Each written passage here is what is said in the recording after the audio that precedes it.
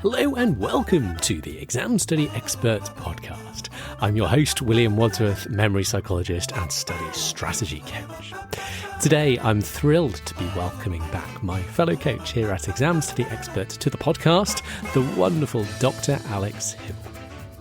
Now, while I'd like to think I know a thing or two when it comes to helping my students learn things and prepare for big exams of all kinds and at all levels, whether you're at high school or kind of preparing for a massive professional exam as a finance professional or medic, when it comes to advising on a literature review or structuring an undergraduate essay or dissertation at university, I'm out of my depth. That's not something I advise well on, which is why I work with Dr. Alix. Because when students come to us wanting guidance on academic research and writing work, I direct them straight to Alix rather than to me. Alix's work with me here at Exam Study Expert is something of a side gig for her. Her day job is actually as lecturer in study skills at Oxford University, which is a big part of the reason why she's so darn good at this stuff. It's her day job. She does it all the time. So I thought it'd be a really nice episode to bring her onto the show today to share a little of her expertise when it comes to the academic writing process, right from the reading and research stage through to writing the final essay or paper or dissertation or whatever it is you are working on. I would consider today's episode to be an absolute must listen if you are in the situation of having academic writing of any kind to do, be that at undergraduate or even postgraduate level, or maybe you're already starting to dabble in slightly more long form pieces of academic writing as a student still at school or high school. We're going to be breaking down the process from interpreting the question, doing your reading and research, structuring and outlining and so forth. And at each stage in the process, we'll be talking about the best way to approach each of those steps in the task. For those of you that don't know, I went to Cambridge University, Oxford University's big rival here in the UK, and although we had the odd bit of formal input on writing, it really wasn't much at all, which I always find odd given, basically the fact that at all of your work as an undergraduate on most courses, something like maths or engineering perhaps accepted, but for the vast majority of courses, including a lot of science disciplines, including my discipline, psychology, it's all assessed through your writing, whether that's a piece of writing in exam conditions, a big essay style exam question, or whether that's submitted assignments as part of your course. And maybe we kind of got the odd seminar or whatever, but there really not a lot of guidance considering the amount of time and effort we spend on the writing process as students. And I think that's pretty typical, pretty normal for a lot of students today when I talk to them. And today's episode is packed full of practical tips and tools that it would have made my life so much easier if I'd known those back when I was a student. So I think you're going to get a huge amount out of today's episode too. If you are still pre-university, then I'd suggest well worth tuning in today regardless. And I think this episode will serve as a really amazing window into the kind of work you'll be expected to do if and when you go to college or university in years to come, and really give you a phenomenal head start on how to do this kind of work well. So please sit back, enjoy, and let's welcome Dr. Alix back to the Exam Study Expert podcast. Oxford has a collegiate system, and I've been very lucky to get involved with various colleges, I'm up to 5 now, providing academic skills supports to undergrads and graduate studies. And at some colleges, I specialise with students in the humanities and social sciences, so lots of essays and dissertations and longer projects. And then at one college, I'm a medical scientist, so I get to do more lab reports and more sort of factual and less argumentative work. But really, I try and do absolutely everything I can. So I think a lot of the joy of the job is that students get so much good input from teachers when they're at school to tutors when they're here at university. So often they've heard quite a lot of the advice before, and it's not about saying anything groundbreaking. It's more about playing detective and working out, as you would say, what's going to be the thing that moves the needle the most for them, and how can they leave a session going away knowing exactly what to change the next time they produce a piece of work. Fantastic. Well, okay, so for kind of the majority, or I guess there's a typical academic project, whether it's a dissertation or thesis or something, or an undergraduate essay. How would you sort of outline, I guess, the main stages that we kind of typically go through in that project? So what are kind of the big building blocks, the big steps in the process, as far as you see it? Yeah. So I think that's a really great place to start, because it's often where when I meet with students, trying to figure out as quickly as possible where the issue might be lying or where the area of development might be. And often it is that they've kind of thought about the process of work in a slightly backward sense, in that, so, for Oxford, right, the tutorial essay is the sort of big piece of work that you produce every single week and sometimes multiple times a week. So it's very easy to think about the writing as the key part. But actually the essay or the dissertation, it's a sort of token, it's a product of all of the work you've done up until that point. So those students often think about the writing. What I say is really the place to start is thinking as soon as possible about breaking down and deconstructing the question, understanding the area, doing reading, from the general to the specific, and then thinking about outlining and structuring. And then the writing is only really the sort of final 10 to 15% of what you're doing. But it's often the place where, because it's the tangible thing that you can hold and see, students often think that that's where the issue is lying. But it's very rarely actually writing skills that we focus on. It's much more likely to be about effective reading, good quality note-taking, understanding how to construct an argument. And all those are visible in the writing, but it's not the writing itself that's the problem. Yeah, no, that's really interesting. It's really interesting. And as much as anything, I think, maybe giving that, just that kind of conscious thought to what that process is and what the steps are that you go through. Because I imagine a lot of people that you see will have some form of those kind of steps, but they haven't sort of consciously ever sort of like thought about it and written it down. And certainly kind of the thought that they give to how much of their time they put on different bits and what is the right amount of time to put on the different stage. I think it's really interesting what you said about it. Actually, the core writing itself is a relatively small part of the overall task. That's really interesting. If I heard you right, I think you started by saying the first thing we do is we actually take a look at the question that we've been asked and break that down and think about that. So is that a step that people tend to do well, or do you find that people sometimes skip that or kind of don't give adequate thought to that step? Absolutely. I think it's one of those where, I'm lucky enough that most of the students I work with are really excited about the subject they're studying. And so they see the question and they want to just jump in straight away.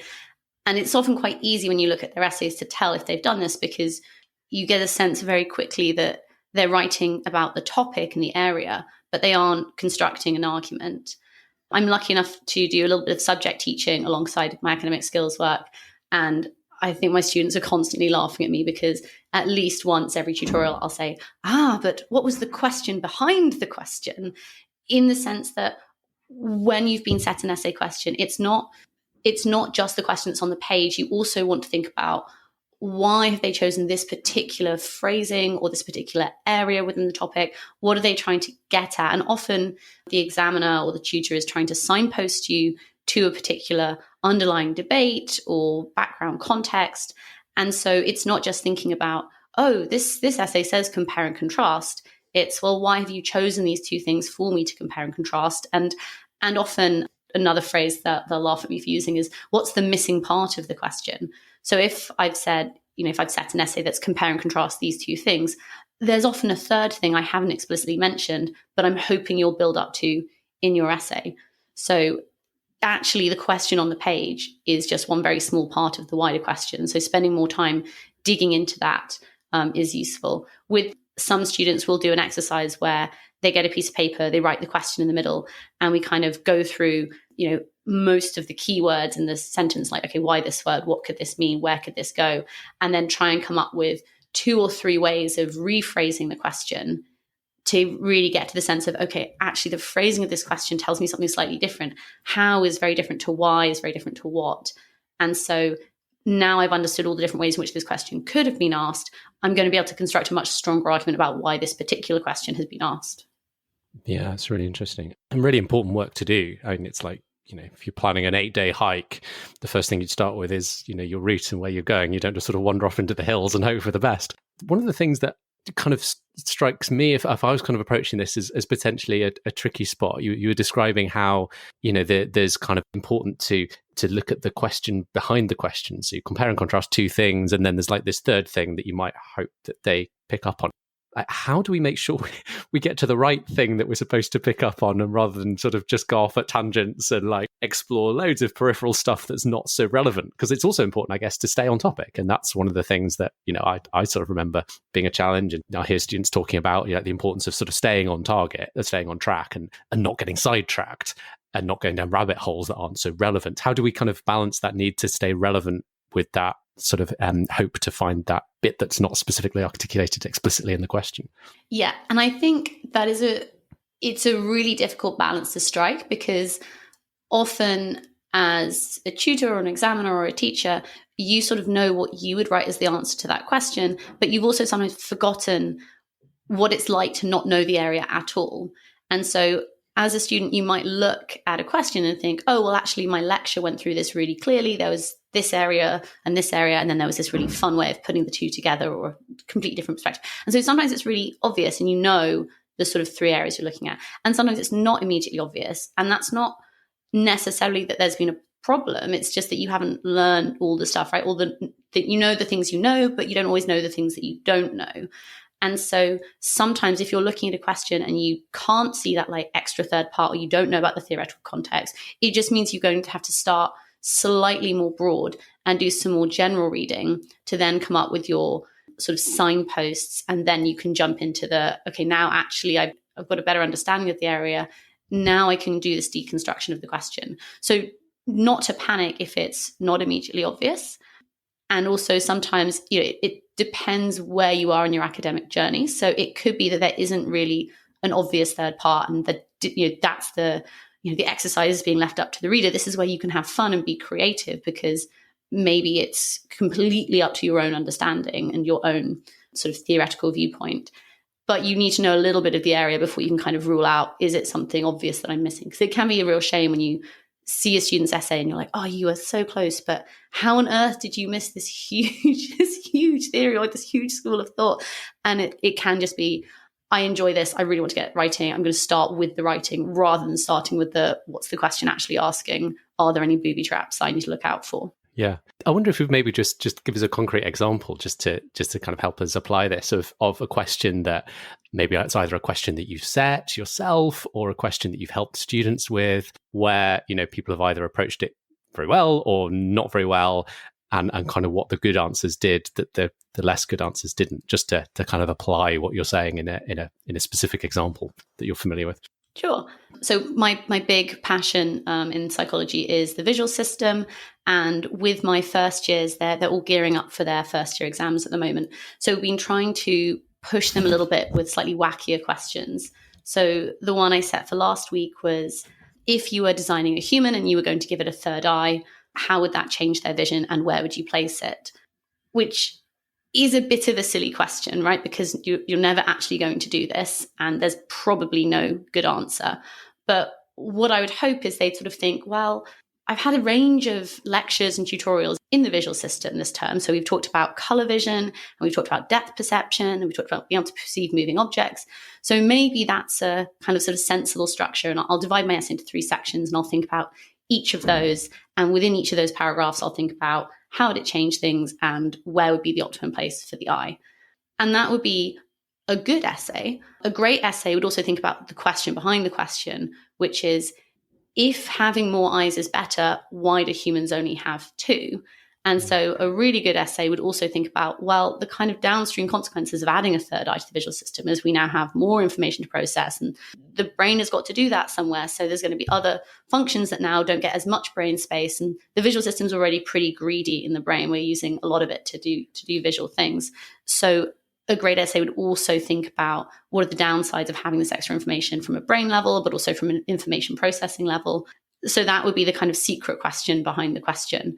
And so you'd get a really fun and creative answer that did broadly align with the topics they've studied. Because, even if you have an essay question that seems completely out of left field, it is meant to be kind of guiding you through a course. So it shouldn't be completely unknown stuff. That's a really interesting example. What a fun question. I liked it. Okay, so I guess once we've broken down our question and decided on our kind of route map, so to speak, and you do make the point that depending on how well you know the subject, you might start casting the net slightly broader. and almost need to come back and refine your idea of what you're going to write about. And I guess, you kind of refine that even further at the outlining stage. But I guess the next big step in the process is getting into the reading and doing your wider reading. What are some of the things that you see students struggling with? What are some of the sort of top tips you have to help them with that stage in the process? So reading is something I spend a lot of time talking to students about. And for some students, it's a mountain to climb every single week. And I think it's, again, goes back to, like you said about, the analogy with hiking. You need to know where you're trying to get to figure out how you're going to get there. And for some students, I think they come in with really strict time management structures, which can work really well. And that they're like, okay, this week I'm going to dedicate 8 hours to reading, and then I can look at my reading list, and I can select the key text, and I can kind of chop it all down into lots of parts. And that system can work really well. Most of the students I see don't do that at all. They just sort of think, oh my goodness, there's so much to read. Let's get started. And I hope I can fit it all in the time. So there isn't that kind of feedback loop of, if I'm halfway through the time I've allocated to the reading, I should be maybe halfway through the material. So that's often a big kind of first step, is how are you actually conceptualizing how much reading you have to do? And there are going to be times where you have more time. And so you get to go more granular in your reading, or read more sources, look for more evidence. And there'll be times where you have slightly less time. And so you need to make sure that you're hitting the broad strokes of all the points in your essay. So if you're making 3 arguments, making sure that at least you've covered all 3 of those, rather than sort of starting at the top of the essay, spending 10 hours reading for points 1 and 2, and then realizing your essay is due in 2 hours and you've no time to read about point 3, and then it gets kind of left out. And then you have the tutor being like, but what about the missing third part of the essay? So the planning of the time is really critical for the reading.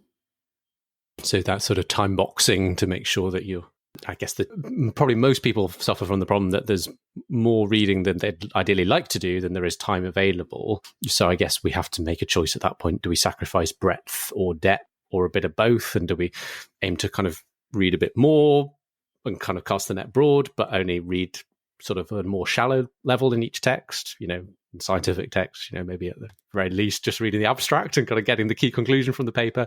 Or do we sacrifice breadth but go deep, and so just pick 1 or 2 of the key bits and go deep and read the whole thing and really internalize it? And I guess in practice, maybe we kind of end up doing a bit of both. We go deep on the areas that matters and go broad on the more peripheral areas.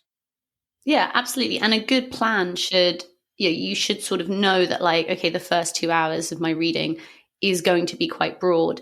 And, especially if you're in the boat where you didn't really understand the question, of course, you're going to start with the broad, and then you'll refine your plan. And so you might know that, okay, well, on Tuesday, I'm doing more specific reading. You might not know what those texts are yet, but you have sort of planned for that eventuality. And you're right, it's always a breadth versus depth trade-off. And, there are too many books for all of us to be able to read all of them in our lifetime. And particularly in science now, that the volume of papers coming out monthly is huge. So it's about selecting the texts that are going to be the most relevant for your understanding of the area and for your argument, and trying to keep yourself on track and not go down rabbit holes. One of the big things I struggled with in my PhD was I find everything very, very interesting. I wasn't very good at sort of setting a time limit on how long I was reading. So I'd read a paper and see a reference, and then I'd go and read that paper, and then I'd be 15 papers down this kind of paper chain of ideas, forgotten how I'd got there. So it took a little bit of trial and error to kind of rein myself in a little bit more. Yeah. And again, I guess there's kind of balance, because you might not be able to indulge that the whole time, but I guess from time to time, that is part of just the joy of learning and being a scholar, that you can indulge that sort of passion for your area and go and explore those interesting pathways. But, finding the balance between doing that and also getting the job in hand done. I was going to ask about how we draw the bridge between doing the reading step and preparing for the next stage. So as we are doing the reading, any kind of advice for us in terms of how we capture key ideas, key, sort of points that we can drop into our argument, maybe advice that, I don't know, maybe you disagree, but maybe something we're trying not to do is just like copy and paste massive chunks of our source text into a Word document, because that maybe doesn't help us very much. So kind of what do we do instead? Like how do we kind of record the useful findings, the useful nuggets that we've mined from our reading, such that we can make best use of them at the later stages? Yes. So note-taking, again, very, very common discussion. And I think the last thing you said about so we can make use of them is really critical. You need to know why you're taking the notes.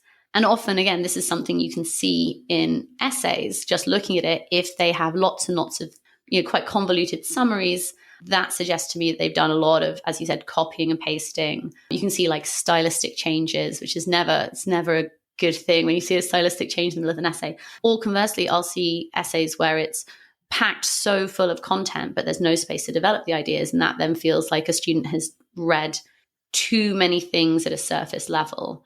So the reading and the planning and the note-taking is this completely cyclical thing. If you are note-taking because you're trying to understand a topic, actually you want to be taking fewer notes because you want to be really focusing, like actively engaging in the text. And sometimes this is where like highlighting and underlining can help you with your reading because it's going to focus you on looking for those main ideas. But you want to be reading sort of top to bottom. Whereas when you're doing your reading and you've sort of got an idea of the broad outline of your argument and what you're doing is looking for evidence, I think the key thing is a bit of a mindset switch where sometimes I think students look at their reading list and the articles and the books they've been set as containing the answer. And that's not the case. All the reading, it contains evidence and you're going to pick up bits of evidence here and there and use it to construct an answer. But the answer you give versus the answer your classmate gives might be wildly different just because you've read different sources. And that's part of the joy of scholarship. And it's completely okay. But it does mean then as you're reading, you might then do a bit more skim reading when you're on the specifics and just note down key details to then use in constructing your argument. So you make sure that your voice shines through. It's not just repeating other people's ideas. So, I mean, do you recommend any specific kind of tools? Do you know, like doing it old school, pen and paper on a notebook, or like getting a Word document out, or using something like Evernote or other kinds of note taking? Or is it a case of different things suit different people when it comes to the actual mechanics of taking your notes? I think different things suit different people, and on that line, there is research out there about the most effective strategies. I know there's lots of research out there that suggests writing by hand is really important. You're engaging more of the brain, so you're doing more of the motor skills. You also have like spatial encoding when you're writing things down your notes. But if you're a person who loves typing, just because writing by hand might be slightly better from a sort of cognitive viewpoint, if you're less likely to do it or you're doing less of it because you don't enjoy it, actually it's better to choose a sort of strategy that's 80% effective, but that you do than choosing something that's too, perfectly efficient, but you don't get round to. The things I always get concerned about. So I think there's lots of really interesting AI tools being developed, but I worry about the sort of shortcutting. So sometimes I'll get students who will sort of dictate ideas and then use like ChatGPT to like condense their ideas into their arguments. And these sorts of things, I think, concern me. And so one of the benefits of doing things by hand is that, you don't have as many AI tools directly present and competing for your attention. But, again, you've mentioned the copy and paste. It's one of those sort of cardinal sins of note taking, especially, with plagiarism. And accidental plagiarism is treated just as severely as intentional plagiarism. So if you copy and paste something into your notes, but you haven't cited it, and then you use it in an essay or, an open book exam, that's really problematic. And you wouldn't get that in the same way as if you did them by hand. Or, you could be copying out huge passages of text, but you'd be less likely to. Less likely, yeah. Yeah. So something that you're likely to do, but that is concise and is just the details you need. And if you're writing for an essay, you're probably going to be much more concise with the evidence. Whereas if you're reading because you're trying to understand a topic and revise, you might have longer form notes. But in general, the more you can engage with the material you're reading, and so the more you can write notes that are your thoughts on pieces of evidence. So it's not just, here's a paragraph I've copied straight from the abstract. It's more, here's a main detail about the study. This is something I think is wrong with the methodology and how the methodology is now constraining the data we've got out of it. So your own words and your own ideas should be the bulk of your notes. So always aiming to add a little bit of original thought or critical thinking, not just the what from whatever you've read. Yeah, interesting. I mean, you mentioned AI. I guess a little bit of a sidebar because it's such a hot topic at the moment in all areas of academia and learning. Kind of at any stage in the the writing process, whether it's, the initial, reading and noting or the later sort of writing and editing. Are there any places that there are tools you like or suggest using where you've seen it be kind of a positive or be helpful? Or is your instinct to basically try and keep it as much, there isn't really a role to play at all? Just kind of interested in your take on that. Yeah, I think I've been on a bit of a journey. So initially I was very, very skeptical, very, very concerned. Then I started to hear about different tools like consensus and connected papers, and started to get really excited and think that they were useful. And now I've gone back down that curve and I'm just concerned. I think because there is this focus on the essay and the dissertation and thinking about the product, efficiency is something that students are really valuing. And I think sometimes with AI tools, you're increasing the efficiency, but you're cutting out all of the difficult, valuable stuff, which is kind of paddling around in a sea of knowledge, trying to understand what the main arguments are, and learning how to extract those, is a really, really important skill. And, one of the reasons people value university degrees isn't because, oh, you can tell me, all the causes of the 100 Years' War. It's, oh, you can take lots and lots of information and analyze it and come up with your own argument and then present that in a relatively legible, concise format. And so the more I see students using, consensus is one I'm trying to get students off at the moment, where you sort of ask a question and then it cites 15 pages of literature and gives you a kind of paragraph response, and it'll cite things for you. And the quality of the evidence is not good. The papers it's choosing are not papers where, that they're published, but they're not necessarily in like the best journals. And they're often quite niche findings. They just happen to have the right keywords in the titles. So that's why they've popped up into this field. So, and again, information literacy is a really critical skill that students are building. So you do need to be able to use Google Scholar, PubMed, your library services work. So you are shortcutting lots and lots of things. I think it's not always obvious what you're shortcutting. I'll have students who will put all their notes into ChatGPT and ask it what the most important ideas are, thinking that what ChatGPT is doing is like analyzing the data, and it's not. It's a predictive generative text thing, right? So it's just saying what are the most likely things, and we know that ChatGPT is fantastic at hallucinating. I'll see sometimes students who had to rush an essay and there'll be a citation in there that doesn't exist because they've been really busy that week, and so they've just thought, okay, well, instead of going to the library, I'll just ask ChatGPT what's a good reference for this, and it'll make something up. And I think the concern is with, sorry, you've got me in my AI soapbox now. No, it's fine. It's good. It's really interesting. But the concern I have with them is that, so every so often I'll be like, okay, let's have a look at ChatGPT again. Let's see if it's useful. And I'll sort of put in maybe, or if I'm concerned that a student might have used it for their essay, I'll put in the prompt and see what it says. And it will say things that sound very, very sensible. But as someone who has maybe, like, there's a course I've taught it for 8 years now, I will look at the answers and I'll know that what it's saying is vaguely correct, but not quite right, or sometimes actually incorrect, or sometimes it's taken words that have been used in other areas. And so it's totally misinterpreted what I mean by disparity, because binocular disparity means something very specific, but the word disparity is used in other contexts. And unless you're an expert or well-read in the field, you won't see that these errors have happened. So you can't judge the quality of the output yourself. Yeah, it's really interesting. I mean, it can do some cool stuff. I mean, my kind of cautionary tale recently was I was using it to proofread a book, and you'd think that in theory should be an area that it could do quite well, because it's not really having to do too much like inverted commas king. It's just like, is the language right? And that should in theory be something you'd think could be kind of a lower order thing. It could do quite well. And to be fair, like the first few chapters were pretty good. I mean, it was sort of capping itself, like it would only give it the same number of comments on each chapter. So I was like, okay, it's only clearly only doing 10 points per chapter. Like, I was kind of prompting it, can you give me a complete list? But like, it was clearly just like, all right, I'm doing 10 and then I'm stopping. So I was like, well, is there an 11th or a 12th for this chapter? I don't know. So it's not a replacement for doing it by hand, but it might spot some stuff that I hadn't spotted. The same as if you give your draft to two different people, they might spot different things, and you pick the combination of everybody's things that they spotted. But when it got to like chapter 9 or 10 or something, like it just wasn't proofreading my writing anymore. It was just generating like the same style of comments, but like on just completely made up text that never existed.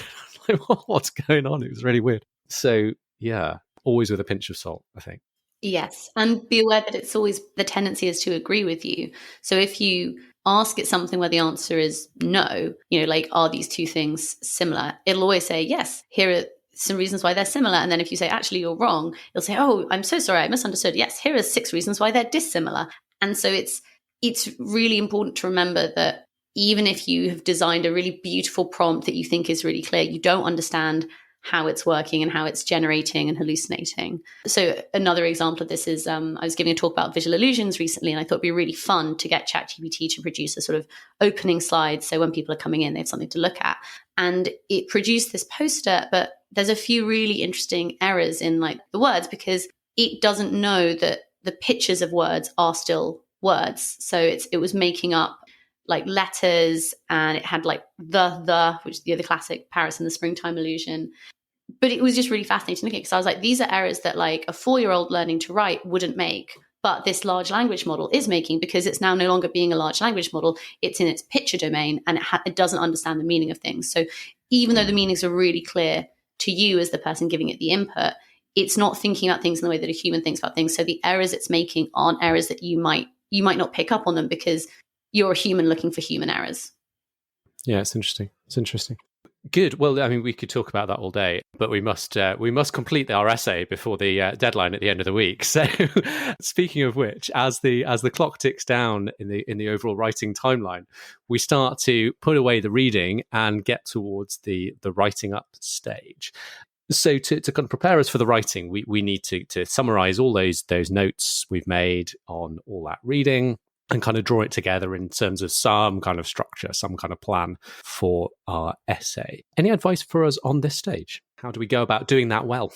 Yeah, doing it well, ideally. For me, this stage happens really early on in the process. So if your pen and paper, having a piece of paper next to you that has, you can do this in Word very easily as well. So you have your question at the top, you have your kind of understanding of what the question is, and then 3 to 6 areas you're going to discuss as sort of subheadings.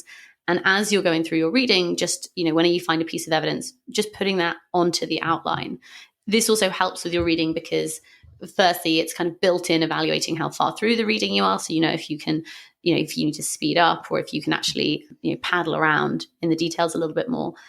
And it also, you'll see very clearly, like, have I got a good balance between arguments and counter arguments, primary and secondary sources, because it's just on a single sheet of A4. So it's much more visible what's happening there. But that then means that by the time you've finished your reading, you have a really detailed A4 page with all of your main points, the evidence you're using, your critique, and because you've made notes with your own ideas as part of those notes, all of your critical analysis and extensions and expansions are also on that page. So then your outline builds itself as you read, and also can be used to, if you realize that actually you've suddenly discovered this whole new area, you see that relatively soon, and so you redirect and you change your plan. So this cycle between reading and planning they should be happening in parallel. And this also really helps when it comes to the kind of fear of the blank page, because at no point do you have a scary blank page, because it's as soon as you've written the question on the page, it's no longer blank. As soon as you've put your ideas on, and at the beginning, if you don't know the ideas, it's not scary to put them down because these are your main areas that you'll discuss. And so at every stage, the kind of hurdle for putting things down on the page is much, much lower because you've broken the task down so much. And then when it's 2 hours before the essay deadline, it's like, oh, well, I have all these bullet points. All I need to do is expand these bullet points into full sentences. And it just means that you end up with an essay that has a lot more structure. You aren't wandering off into sort of long, waffly soliloquies. You know that everything in there, all the ideas have been covered because you could see them when they were the skeleton. So yeah, I'm a big fan of sort of planning throughout because I think it avoids a lot of the kind of common traps that essays fall into. Yeah, that makes a lot of sense. Now, that's a really, really nice way of doing it, isn't it? So the 2 stages aren't really sequential. It's sort of a combined reading / outlining and refining, and the two inform each other, as you were saying. So if you find you've got gaps or areas you need to expand, you can influence the direction you go in and the way you prioritize your reading accordingly. Yeah, gosh, I wish I had a chance to go back and redo my undergrad days with some of these ideas. I don't know about you. Me too. Yeah, okay, good. So, that brings us then on to the writing stage itself.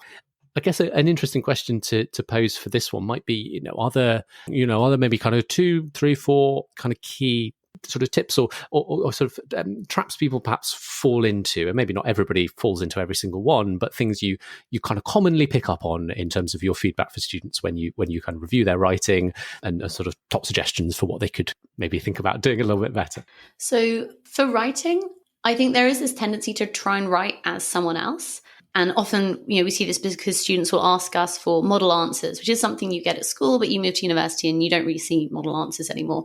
And really, this is because we want students to write in their own voice and write their own essays rather than trying to copy something they've seen before. But that does sometimes mean then that students go to published work and they try and write like their favorite author. And that's an interesting practice to do, but should be something you do as an interesting way of like figuring out your own voice. And then sometimes students go too far and I say, please write in your own voice. And then I get lots of colloquialisms. So you want an academic tone, but you want it to be your voice. And sometimes for students that is easier initially to do kind of verbally. So I do have lots of students who dictate into Word because you can just use the audio feature, it's built in. And that helps them kind of get over that hump and they can kind of edit downwards afterwards. So not writing their own voice is one. Other issues in writing. Usually most of them can be solved with good planning. Grammar, spelling, these things are frustrating now, especially when they're, in Word, because again, there's spell checkers. But no, I think I've been very, very lucky in that my students love the topics they write about. And so the writing style is generally quite good. But I think that the biggest thing is just seeing it as a skill that you're developing. So having fun with it and thinking about, I'm going to get feedback on this. And that's really exciting because it means the next time I can try and put some of that into practice and see if I've got a little bit better at the skill that we're working on together. So I think some of the writing comes from that like inertia of the blank page. Some of it comes from, I haven't figured out who I am yet as a scholar. So I'm just going to write like lots of other people. Some of it is a confidence thing. I often get students who oversight and I have no idea what their argument is because they've told me 7 other people's arguments. But usually writing problems are actually structural problems in disguise. My own experience of learning to write, it's something I've kept working on throughout my life. Like it was always something I was sort of, compared to classmates, quite good at growing up and at school and things.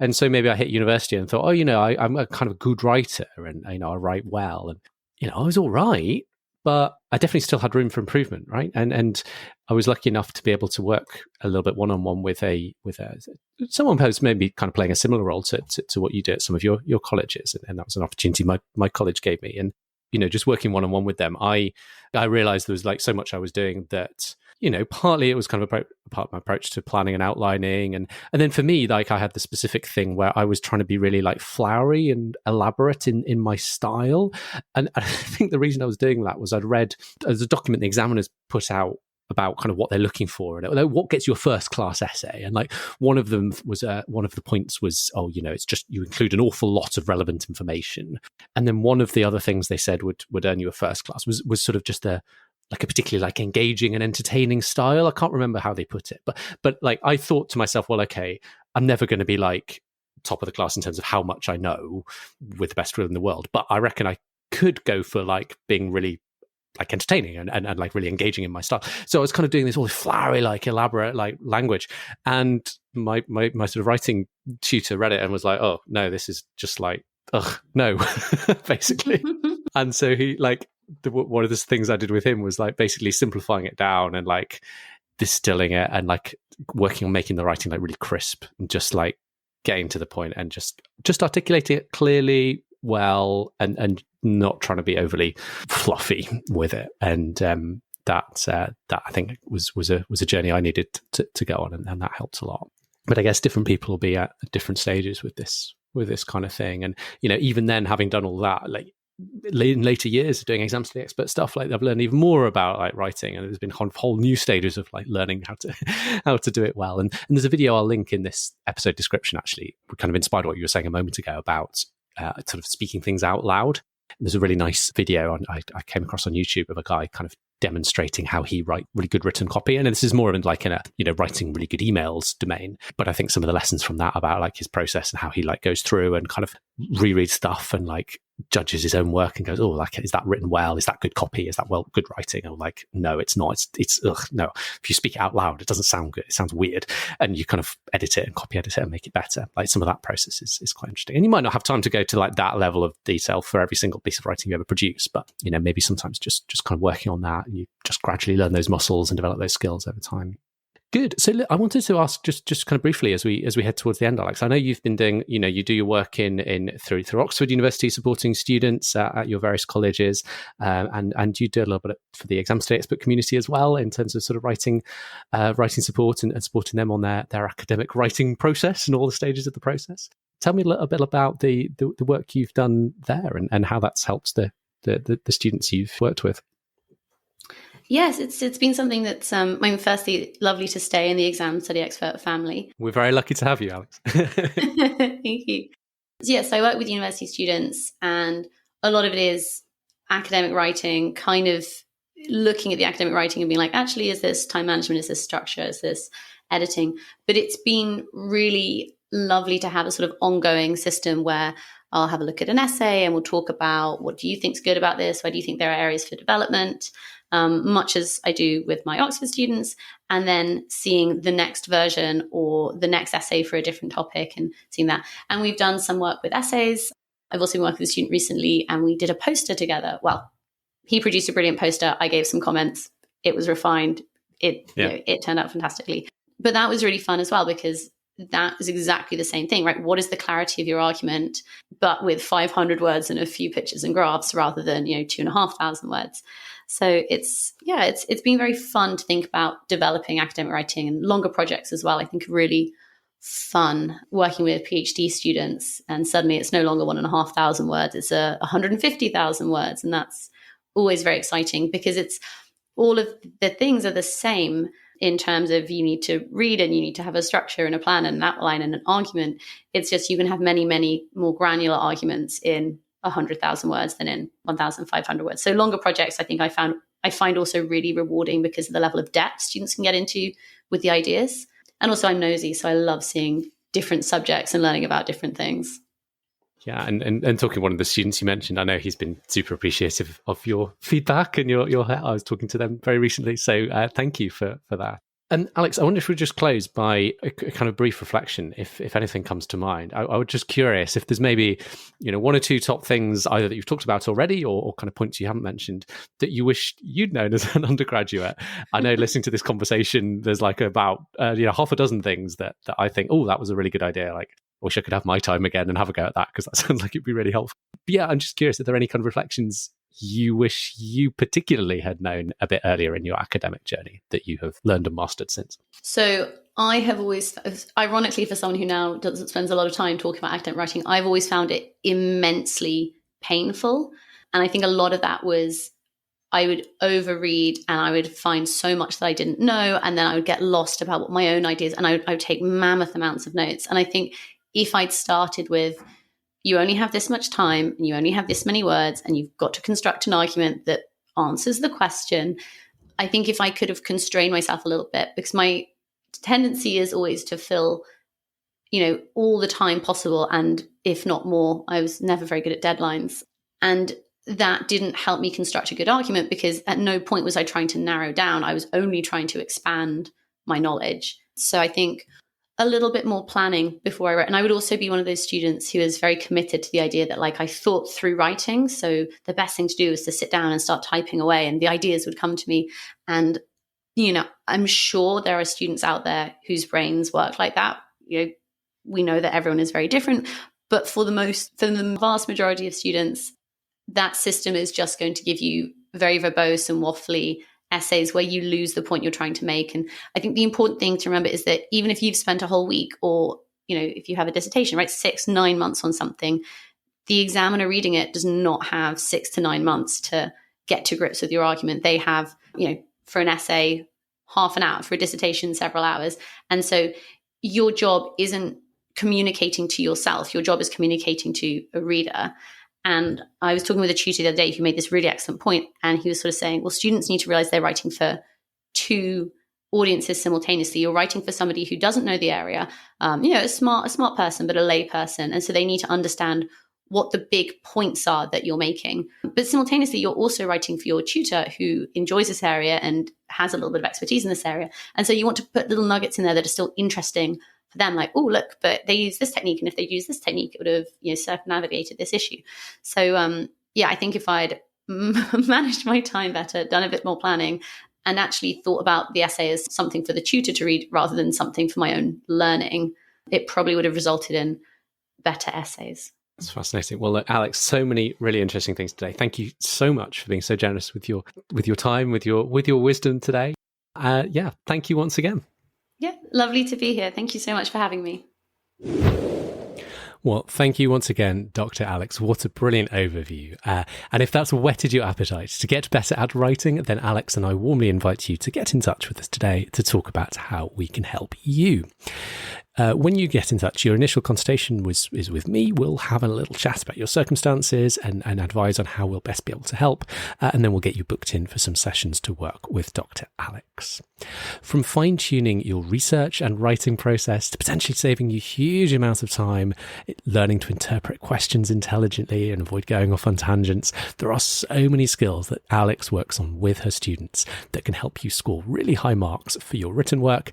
And moreover, to get it done more quickly, with less overwhelm, less procrastination, less doubt along the way. Now, there are some universities out there that do give amazing support on this kind of thing. If you already have one-on-one access to someone with Alix's level of expertise at your place of study, you're already covered.